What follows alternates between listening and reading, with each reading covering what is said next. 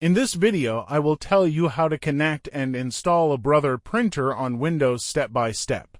First, open the Windows search bar and type printers and scanners, then launch the settings page. Before adding the printer, make sure your Brother printer is turned on and already connected either through a USB cable or through the same Wi-Fi network as your PC or laptop.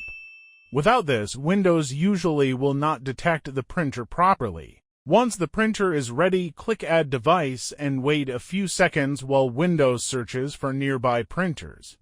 Your Brother printer should appear on the list automatically.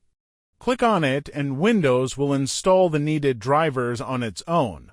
If you do not see your printer there, click Add a new device manually.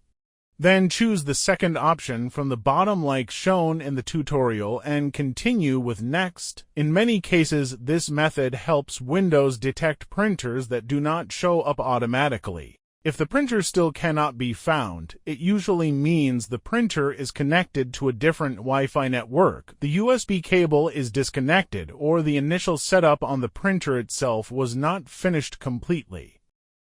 Thanks for watching. I would be very happy if you would become one of the subscribers of this channel. Check out the suggested videos and also leave a like under this video.